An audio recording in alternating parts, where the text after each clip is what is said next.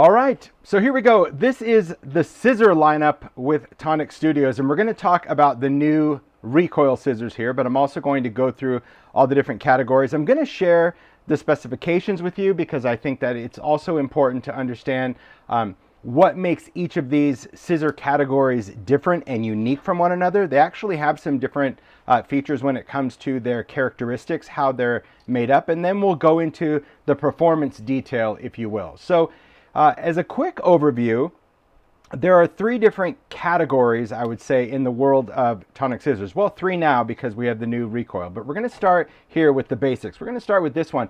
This was actually the first scissor I designed with Tonic. It used to be the red handle scissor that people referred to, and these are just the original cush grip micro serrated scissor. And when I talk about scissor, I'm just going to say, because how Tonic names some of the things, sometimes they refer to these as snips just because of a smaller blade. I'm going to call everything scissors, so please don't get confused when you're like, but you said scissors and they say snips. I just think they're all scissors, but I think they just talk about the length of blade, so sometimes they refer to them as snips. But these are the original scissors. Now, the originals, these all have a titanium coated blade and a micro serrated edge. I don't know if the camera's really going to pick that up or not, but you can see that the blade has a really fine micro serrated edge to them.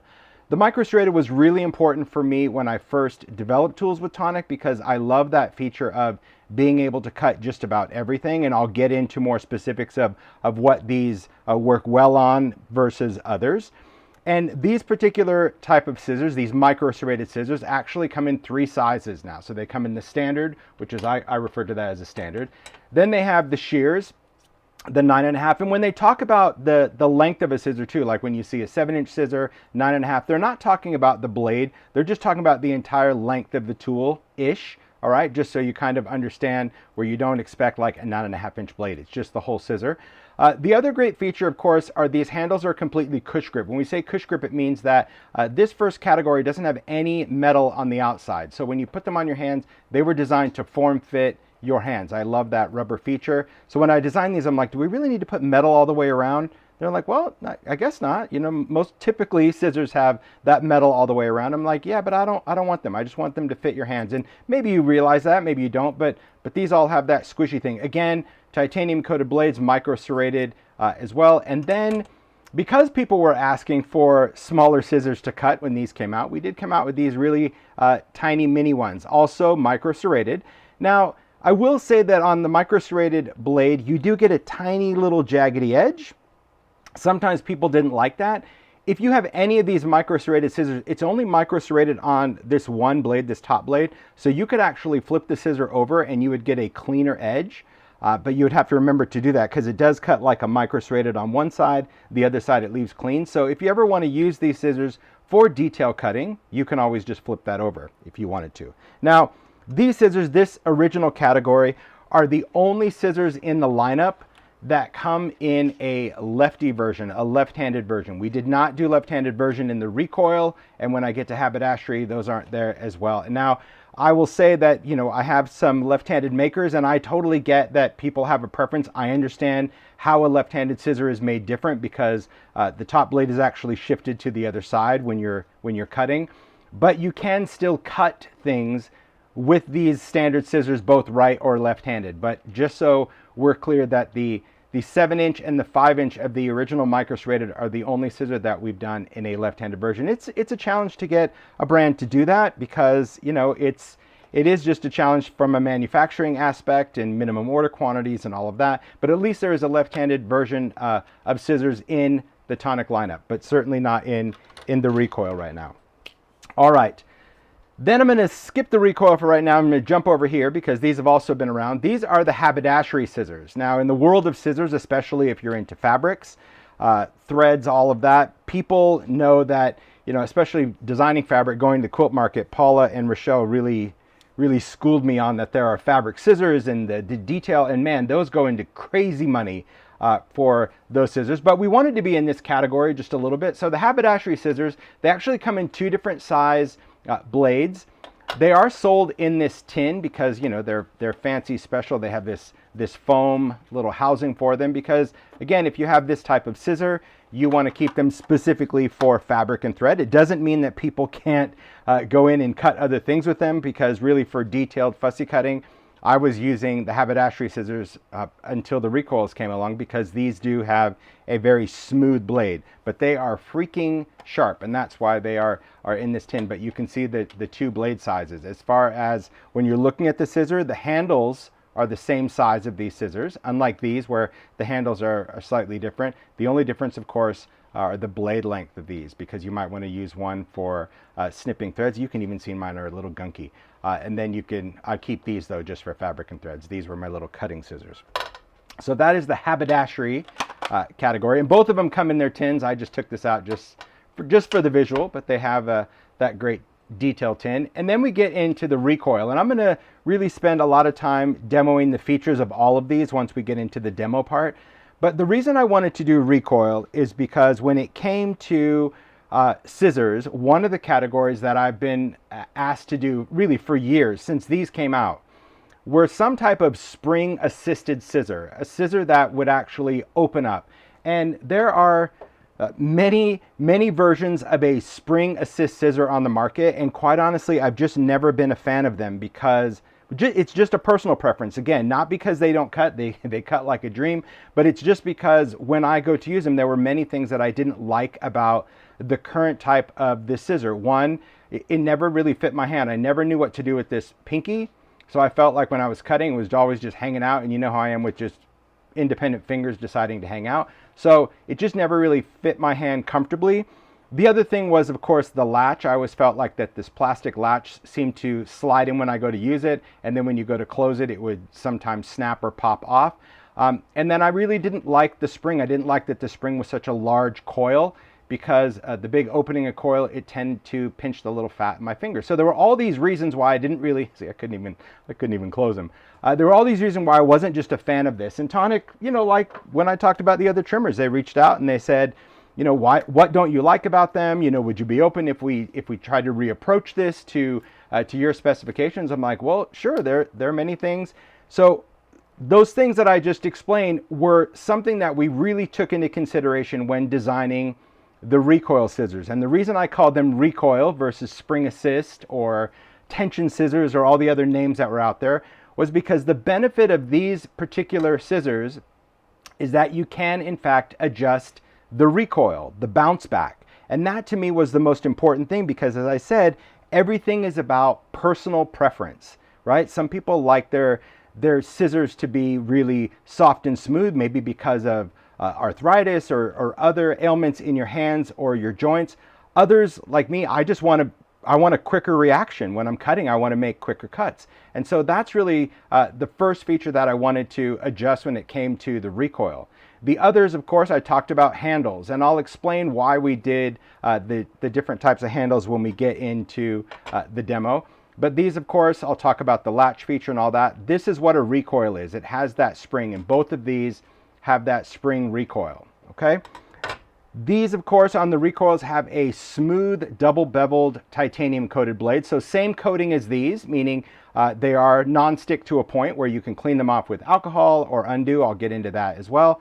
But as far as blade feature, the makeup of the blade is very similar. This is a double beveled edge, so it's beveled on both sides. That's why you can use them right or left-handed, but incredibly sharp. So there's no micro serrated edge, different than the haberdashery, and I'll bring a chart in to show you the spec difference.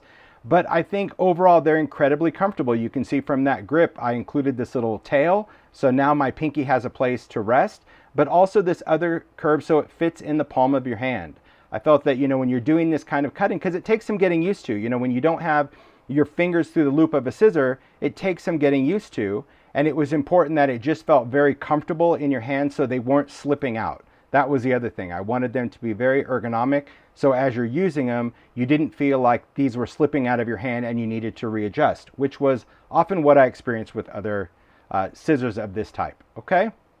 So before we get into packaging and explaining the spring and all that stuff, I'm going to talk about the differences. So here's a little chart that Tonic made up, which was incredibly helpful because I asked all the questions like, so when you get into the tech of it, how does it make it different? And I will post this. I'll go ahead and post this on the blog when I do a blog post, just so you guys can reference this whenever you want. But as far as the lineup goes, the biggest difference really when it comes down to designing a scissor is the blade thickness and the blade length. In addition to the thickness though, it also has to do with how the blades are tooled, and then you get into engineering spec, which I'm not good at. So we'll talk about just these first ones, which we'll refer to as the titanium. And I talked about, see, like mini snip, titanium shears. Okay. The main scissors, the basic scissor, it just goes through the details. So for example, I'll even hold this a little bit closer. Micro serrated. As I mentioned, those three first scissors are the only ones with micro serrated blades. These do not have micro serrated blade, so that means it's just going to be a smoother blade. But then you get into blade thickness, and this is where things become really important depending on how you want to use the scissors, okay? These were just, I would consider these more standard to my specs. So you can see, obviously, when you get to a smaller scissor, that you have really, really tiny blades, because the mini snips, I mean, they are really mini. So that has the smallest blade in the lineup.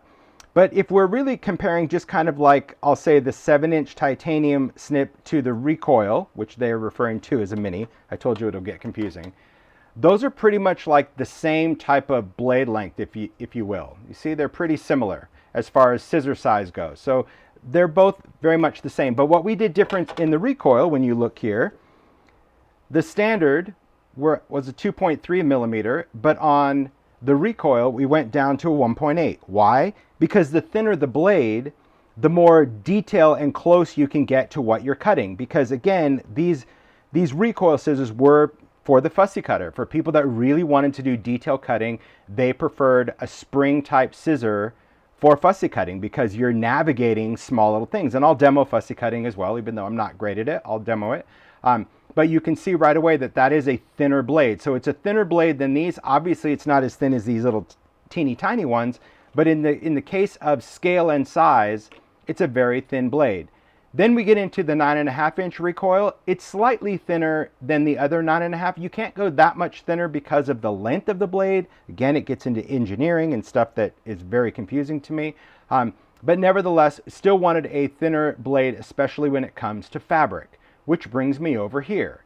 You can see that the 9.5-inch Recoil has the same thickness as the haberdashery, because when it comes to scissors specifically for fabrics and thread, you need a blade that retains its thickness, but the haberdashery actually has a slight curve at the end.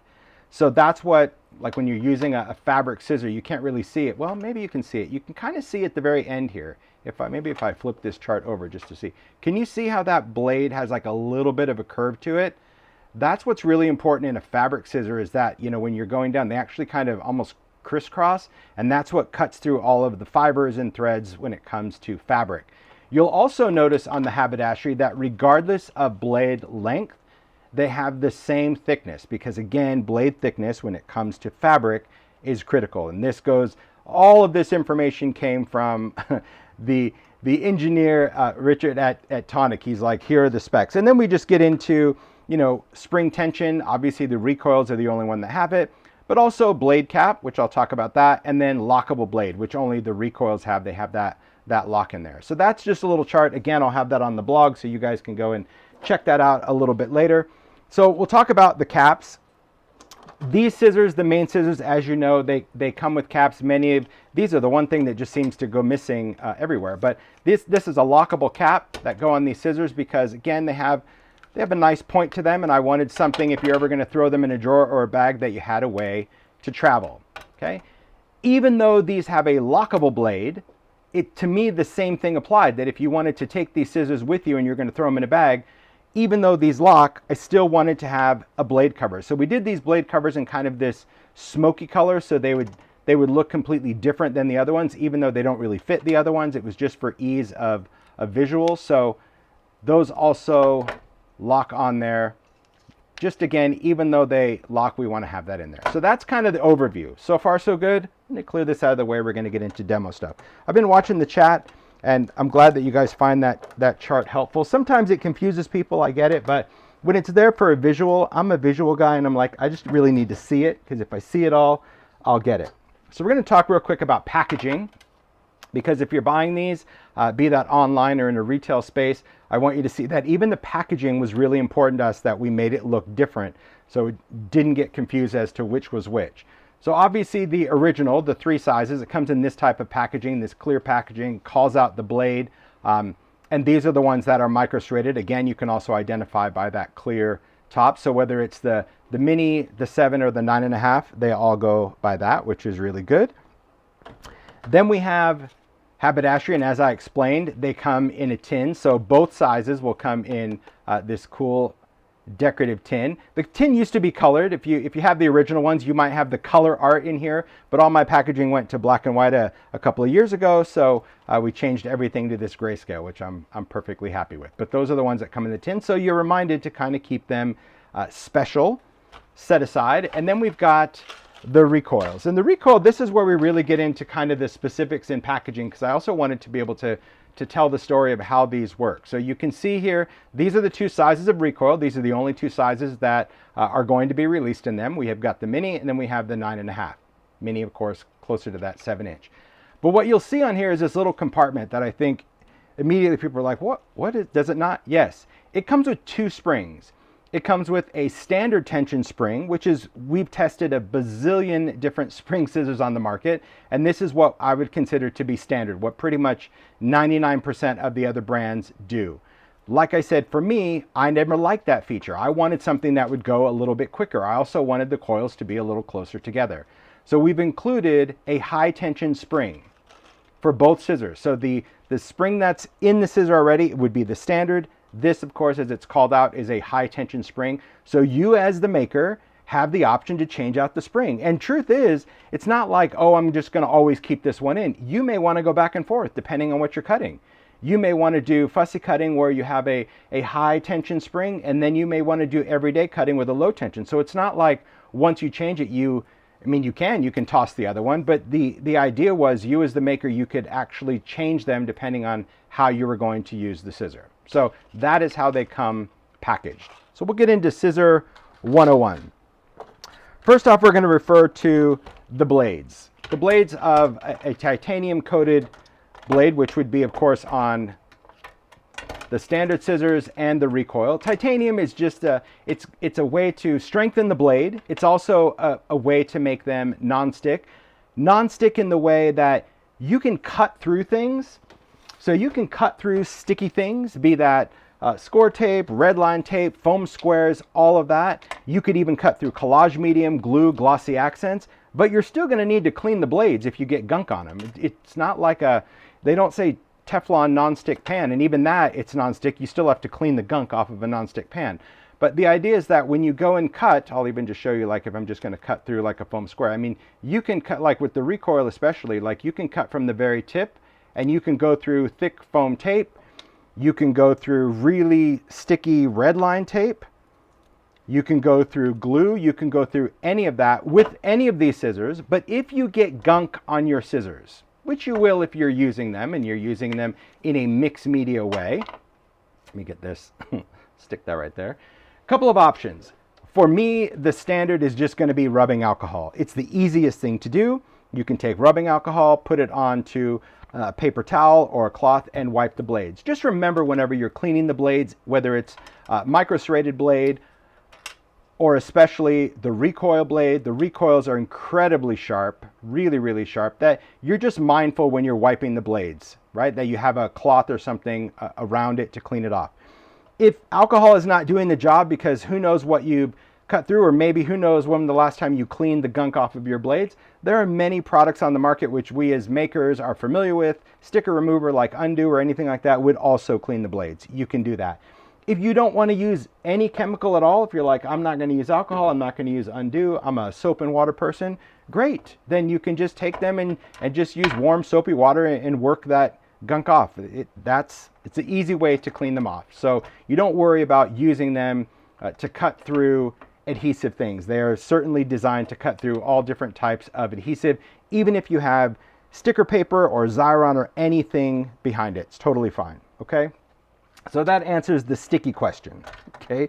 But first we're going to talk recoil before we take everything for a test drive. So as I mentioned, the recoil scissors have this spring. This spring feature is what it's all about. A low tension and a high tension spring. You'll feel, if you have both springs, you'll feel which is which. So it's not like, oh, you should have done them different colors and all that. You can actually tell visually that the high tension is a little thicker gauge of wire, but just squeezing it, you'll know which is which. So I didn't feel that we needed to change the color or mark them at all, but it's very easy to change out the spring. The handles are still that cush grip, so it still has that squishiness on it because I wanted them to be comfortable.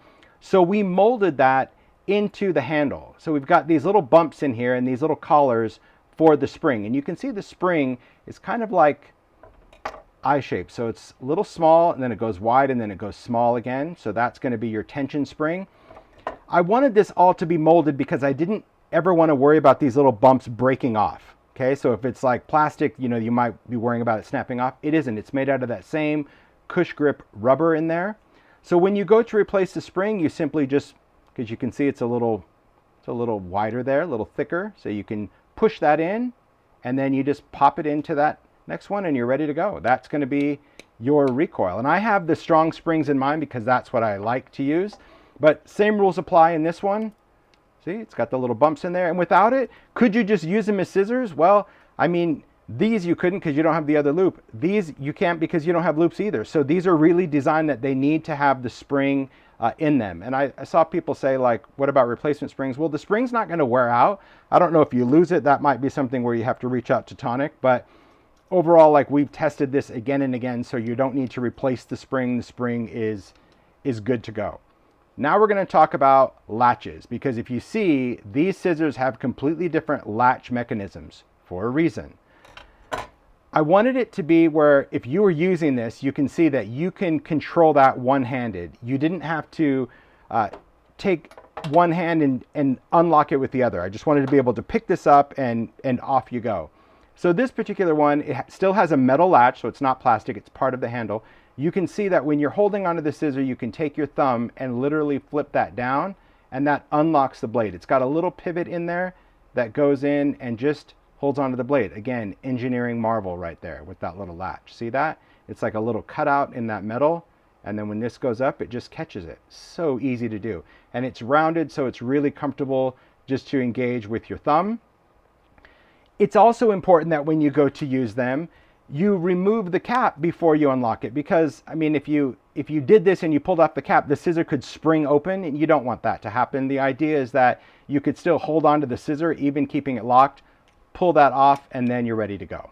Okay, so that's the locking mechanism on the small one. The large one, it needed to be different because the length of the blade. There's obviously more tension because of the length of the blade. So that little pin mechanism wouldn't work, because if you closed it, it would hold the scissor open about that much, and that wasn't enough. So this one has a full latch and a metal pin. Again, it's all tooled in metal. It's all part of the scissor. But this one kind of hooks over that pin, and that's what keeps these closed all the way to the end. Meaning, let's say you kind of slightly engage it. I'll see if I can get it to, there you go, slightly engage. You'll see that your scissors are slightly open there. Do you see that? So that's why you want to close the handle to where those little buttons touch, and use your thumb. That's why we put that heavier thing on the top to push that down, and that's what will keep them completely closed, especially if you're going to travel with them. So that's really what it is. There's a lot of thought that went into every detail, because again, as a maker, if I'm going to design something, I want to have the specs that I prefer. You may not like any of this. You may not like latches, locks, you may not even like the color, but it is what it is. This is the whole joy of getting to design tools that I think makers will like, but not everybody will. So the recoils and these snips have some very distinct uses. So I want to preface this demo that I'm not saying you can't do something with the other. I'm just going to explain why they are designed differently in addition to that recoil system. Okay, what you should or shouldn't do. Doesn't mean you can and can't.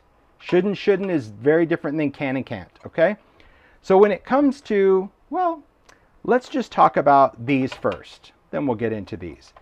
The reason I did these main ones is, to me, these are like crafting scissors. These are the scissors, these titanium micro serrated are the, I don't care what I cut. okay? That means when I go to cut all sorts of wild things like adhesives, I can cut. If I'm going to cut, I'll bring in this whole tray of stuff. You can see that. There you go. Okay, so we've already talked about adhesives. So yes, I can take, well, you can even take these small ones. It doesn't really matter which ones. And you can go in and you can still cut double stick tape. You can cut foam squares, all that stuff with these. You'll feel that these cut a little different because of a micro serrated blade. It's almost like you can even feel that little friction. It's almost like a little bit of a saw blade, if you will.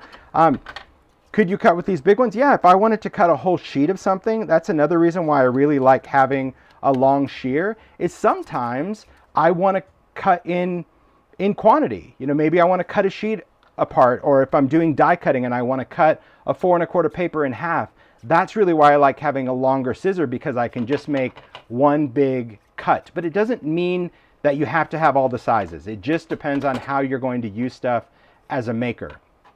If you're going to cut things like craft wire is usually referred to as paddle wire.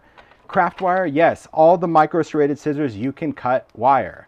Would I cut wire with the new Recoil? I would not, because these don't have a micro serrated blade and I want to keep that blade smooth. So I don't use them for wire. I use the new Recoil for paper cut. Does that mean it won't cut wire? These will cut wire. Will they damage the blade right away? No, not necessarily, especially if it's craft wire. But these, the micro serrated blade, are designed for things like that, okay? When I say craft wire, I'm not referring to any kind of wire you have around your house, meaning fence wire, wire hangers. Who knows? This is a totally different type of wire than craft wire. This is a steel wire. This is what wire cutters are for. They are for, well, cutting wire. If you cut them with your scissor, even these, you'll ding the blade. So you can kind of feel if it's not a crafty wire, you should be using wire cutters and not your scissors. You can cut things, speaking of metal, before I get into wood, we'll talk about this because a lot of people asked when we did the Recoil, can they cut dies apart? No, no scissors could cut dies apart. These are steel. Even though these are thin and wonderful and they seem so pliable, they're like, oh, this is thin like wire. This is actually steel. So if you cut steel dies apart with any kind of scissor, you will ruin those scissors. Yeah, do not. You will ding the blade, you will dent them, you will destroy them. So they are not meant for dies. That's what these types of cutters, they're called flush cutters. You can find these at the hardware store. You see they have like a little V blade and then it goes flush. This is really designed for like cutting all those little barbs across. You could still use that with a traditional wire cutter, but see how these are rounded?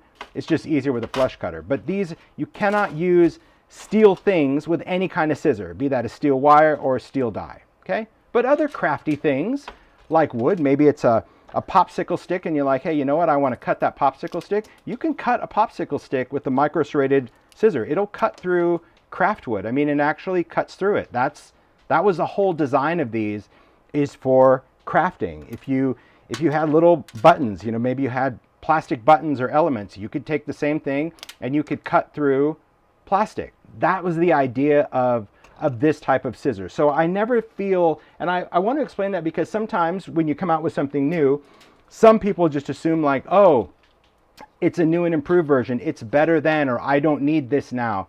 Well, it depends. If you're still cutting these types of things and you want a crafty pair of scissors, then yes, the micro serrated are super important because it is incredibly valuable just to have a scissor that you can go in and cut whatever you want from a craft perspective. But if you like to do other types of cutting, be that fabric or threads or any of that, well, then you want a different type of scissor and a different type of blade. So let me set these aside and let's talk about textiles. Now, I'm not here to offend any textile person, and I'm certainly not saying that the haberdashery scissor nor the Recoil are your best fabric scissor. I couldn't, because I know in the fabric world there are really expensive scissors, really expensive. Hundreds of dollars. Yeah, and they're worth that. But can you cut fabric and ribbon with them, with the haberdashery and the Recoil? Yes. So I'll talk about fabric, we'll talk about different types of ribbon, we'll talk about string, thread, even maybe something like velvet trims, okay? Let me move this here.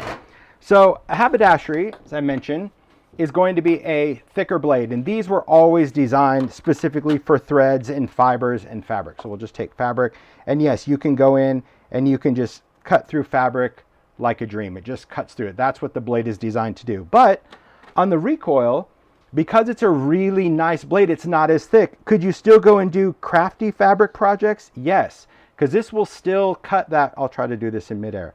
This will still cut that fabric to the tip of the scissor. Did you see that? That's the cool thing about these recoils. I mean, they will cut really, really, really sharp and smooth. These, they were designed that if you were going to cut across something, be that fabric or cardstock, that's why we put the loop on one side, so you weren't dragging your fingers across, and that comfortable grip is right here on the top. So for these, you can go into fabric and you can go in and cut all the way across, but keep in mind that these really aren't specific fabric scissors, so you have to be a little bit slower than you would with long fabric shears where you can just go to town. Okay, completely up to you, but just know the expectations where you're like, hey, you know, I sew for a living and I bought these thinking they'd be great for fabric. Well, if you sew for a living, you know the price point of a great fabric scissor, but you can see that you can cut it. You just have to go a little slower when it comes to the shears.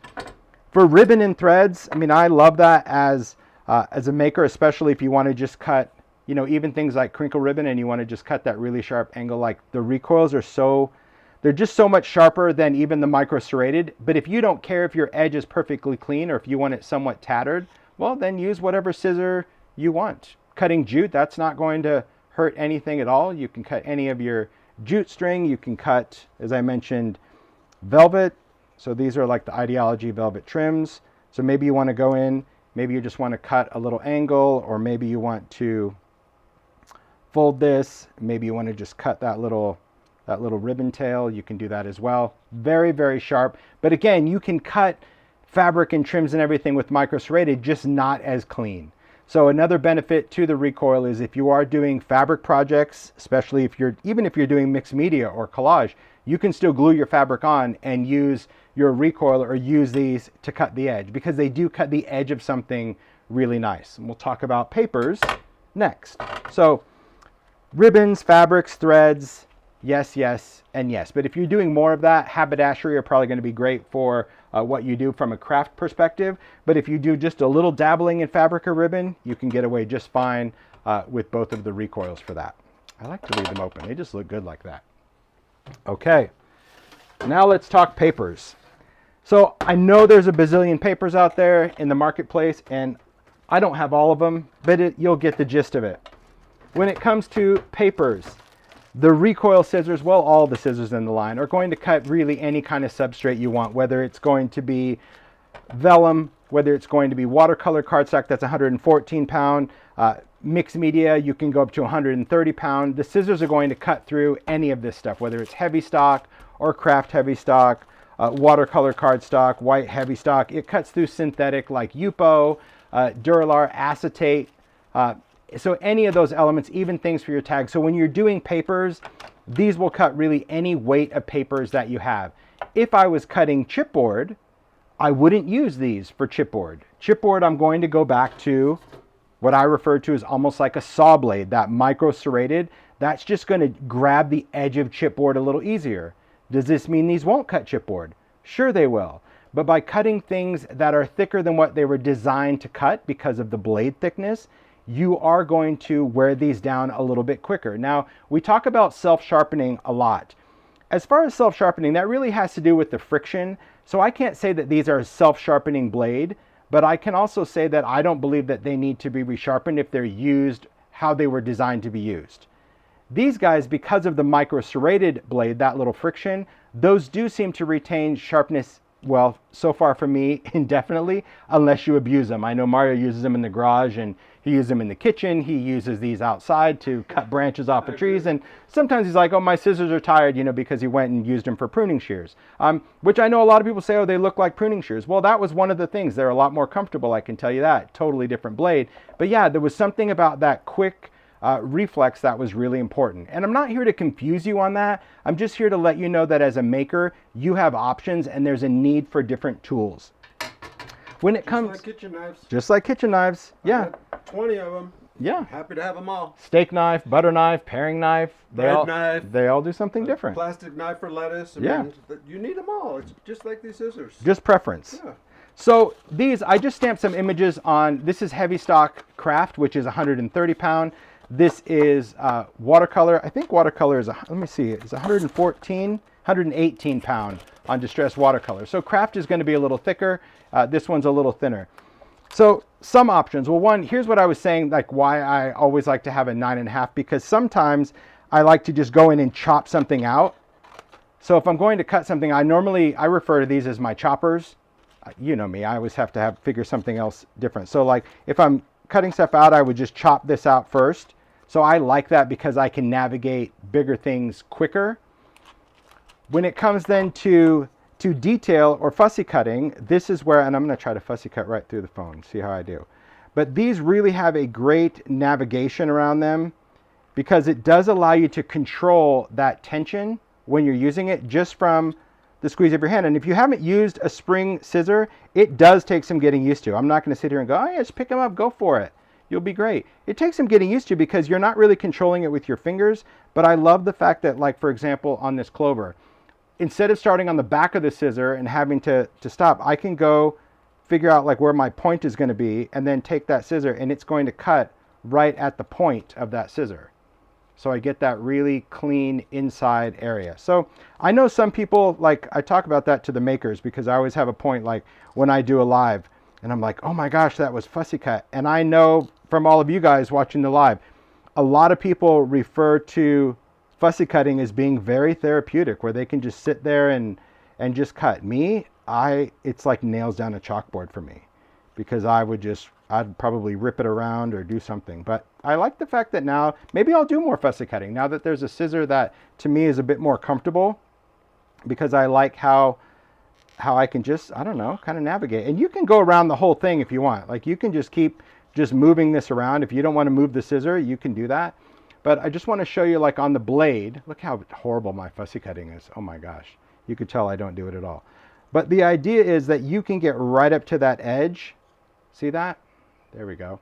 You can get right up to the edge of that because we wanted to make these blades as thin as possible.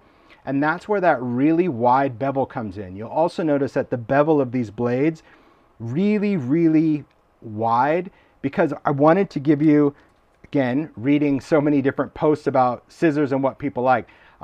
It was really important that as you were cutting, you had as clean of a blade here as you did here cutting the paper. That if this blade was wider than this, your margin cut would be much wider. This just gives you a much closer cut when you want to go right to that edge. And you can. So even from this side, I can go right along that little stem. See, fussy cutting is almost like, see, look at that, right up to that stamped edge on that stem. So, I mean, I get that it could be therapeutic. I don't think it's, Sherry goes, it's weird. I don't think it's weird at all. Like how scissors feel in your hand is also really important because it needs to be comfortable. And like I said, some people this may not be your jam. Oh, I'm going to get, gosh, I think I might take up fussy cutting, Mario, because it's relaxing. Yeah, people are saying you find it really relaxing. It is relaxing. Either relaxing or it just drives people bonkers. Look, I was one of you where it drove me bonkers, but now I kind of feel like this is a bit of a challenge to see how close I can get with this. And these, like, watch. I'm going to get really close to this. You are close. I just love this. I can actually... Ooh, this is fun to watch. Well, I can actually see how you can totally get into this if you treat it more like a game. Look at that. Ooh, that's better. Really good. That's better. I got to watch some fussy cutting videos, some tips, because I know, like ink blending, look, I can like ink blend, just move it around. But scissors, like, I got to get used to it. This is really, really good. This is nice. So why is it called fussy cutting? Is it really because like, oh, stop being so fussy? I don't know.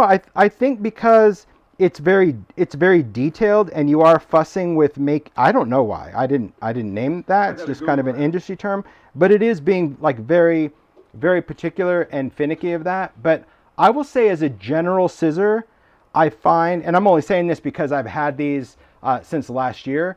I would say as a general scissor now, I go to these to cut things. Unless now if I'm specifically going and cutting wire or metal or something like that, will I grab the micro serrated. But now if I'm just going to be trimming stuff, especially like for collage, you know, if you have, let's just say you have something and you really want to go and trim the edge of something off, you can take that blade So let's just say these elements, well, I'll do a craft one. There we go. Let's just say these elements were glued together. They're not, but let's just say they were. Okay, just let's pretend. I like the fact that like on the shear, I can just take this right to the edge and I can go right to the edge of that and cut that off. So I do like that this blade is so close that if I'm doing collage and I want to trim things, I think that makes it really easy to go and trim off the excess. So again, if you're doing collage work where you have ephemera hanging off the edge or doing a card, remember that those are glued and you have that like overhang, you can just put that scissor like right along the edge of that and it glides right across that edge that you have and still just cuts off whatever it is that you want. Even, and this is 130 pounds, so even something, I'm gonna try to cut like as thin as possible. So they're incredibly sharp.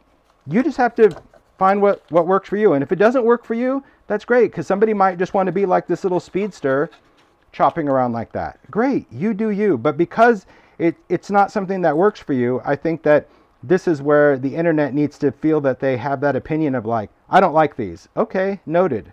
But to tell that, again, it's just weird. I guess we all have just different ways of engaging with people. I remember we had a conversation at Crate with some people. I'm like, isn't that funny? Like on social media, you know, I see that like on Facebook groups and things like that, that somebody was excited about like, oh, I just got these. Oh, I'll just talk about the scissors. I got these new scissors. And someone's like, oh, I don't like those. I don't. It's like, would you go to someone's house and they're like, oh, I want to show you my new furniture. And you walk in and you go, oh my gosh, I do not like that. I hate couches like that. So you wouldn't do that. Or you get in someone's car, you're like, oh my gosh, I hate cars that have leather seats. They're just terrible. You wouldn't say that. But it seems really strange that people feel the need to leave their opinion on places. Now it'd be different if they're like, hey, let me know what you think. Well, then everyone's asking for it. But I don't know. So maybe remind yourself, are people asking for your opinion, or are you just wanting to give it? Yeah, good or bad? Just wanting to give it. And I'm not saying that because it's like, oh, woe is Tim, have some thick skin. No, I don't mind. I can take the good with the bad. I like that. I just find it really, I think it's important that we just celebrate each other's differences. Like, oh, that's so great. I hope you like it. Oh, let me know, because who knows? I never used to like fussy cutting, and I can't believe I just picked up another thing to cut because I really wanted to challenge myself with the fingers. Gosh. And I'm doing this through my phone, so I have to not making excuses for my really poor choppity chop, but hey, I'm digging this. I really like how these cut right to the tip of that too. Wow. Crazy. Now I'm just going to go in and see, maybe that's the fussy. I'm going to go in and fine tune. I saw Tammy B. Saturdays, fussy cutting with Tim Holtz. There you go. Just put on some music, have a little conversation. Cut and combo, that's it. Yeah. Well, maybe we do Fussy Fridays because then Saturday. No, just kidding. Anyway, you guys get the idea. But yeah, I mean, really, not bad, huh? Not bad for my next attempt. I saw a lot of people. I know Tammy's like, I just put on, show and just start going. It's really good. That's the important thing. Yeah, Heidi's like, you just ink the edge and it makes it perfect. You know it. Distress for the win. But it's just good to know in our creative world that we have options, but it's also important to understand what makes things different. Like what are the factors, what are the characteristics of the tools that we have? I need to finish this. I can't just leave it like this. I'm addicted to. I love this. I get it. Guys, I misjudged. But I never went on and said, oh, I hate fussy cutting. I always commended people for doing it. I'm like, man, I wish I could do that. The same way like I wish I could color the way people color. But I guess the more you do it, the better you get. I got to tell you, it's just fun to stay here and watch you cut. It's really, gosh, it's so satisfying. It's nuts. Fun. Not bad. I do like this one better, but hey, that was second attempt. All right. So again, recoil scissors, interchangeable spring, low tension it comes with, high tension is a replacement spring, latch for the minis, latch for the large. And do you need both? No, not if you don't want to just choppity chop, you don't need this. You're going to be fine with, if you're looking for fussy cutting, like that's going to be your jam. But from a hand perspective, they're very comfortable because of that recoil. The caps, do you have to keep the caps on? No, the caps don't really protect or dull. Don't think like, oh, if I don't put the cap on, it's going to dull the blade or get dusty or corrosion. It's not that. The caps really were for people that like to travel, or you're going to throw them in a drawer and you don't want them to get you in your hand or something when you take that out. To me, that to me is really important of why I did that. And for haberdashery, like they don't like anything touching the blades in the fabric world. Normally it's like a leather sheath or something. So that's why for haberdashery, we went with its own little tin, shrine, if you will. All right, very nice. I'm going to put the caps on these just because I do. Okay, so let's be clear. Let's talk about questions. I've never Yes. used a new pair of scissors to trim any trees. I always take No. my old scissors that are tired. He takes mine. You know. Okay, but just last night I've had Yeah. my red ones in the kitchen Yes. for, I don't know, 20 years. Yes. And just last night I got a pair of black ones because Yes. they were finally just done. Yeah. And I didn't get new ones. I took your old ones. Yeah, he did. Because I was like, oh, you know, mine, they were a little, like, I use mine so much that I actually start wearing off the coating. That's how long I've gone with the same pair of scissors.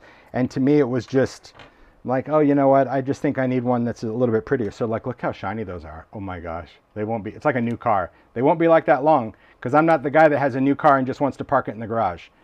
You know, you want to take it for That's a spin. right. Whereas, so these, like, yeah, I like to use them until they don't work. But I did try the prototype of Yeah. the Recoil outside trimming They're the tree. crazy. It did really good. Yeah, they're really crazy. But you know, I've already seen people. I think it was Ben Art from the Heart that was like, "Hey, you know, I already have them in the kitchen," because a lot of people use these in the kitchen. It just depends on a preference. Some people like the handles, and maybe on the video you didn't even realize that all of these cush grips can actually mold around your hand.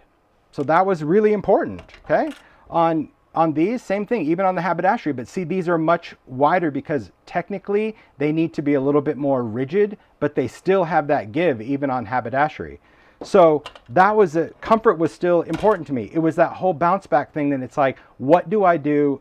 I just remember talking, I'm like, what do I do with my pinky? Like when I'm cutting with this, what's happening here? It has no home. It wants to sit inside. What do I do with it? So that to me was another important thing, and it's just going to stay. It's almost like one of those hand exercises too, but it's got a very sharp blade. So I hope that I answered questions as much as possible. If I didn't, you know, we'll leave the chat for a little bit so we can talk and see if there's something that I didn't answer. But I think it was important just so we had a discussion of what made everything different, because I think that that's really, really important. Oh, Joy said, don't forget they're great for cutting crab legs and not stamped crab. Yes, she did tell us that. She was having crab legs, and she's like, let me tell you, your scissors are really great for that. Remember, she gave them to everyone for She Christmas? did. Yeah. She did. I'm just going to open these because I want to end with a pretty shot. Isn't that pretty? That's really nice. Let's see. Oh, yeah. Well, look at that.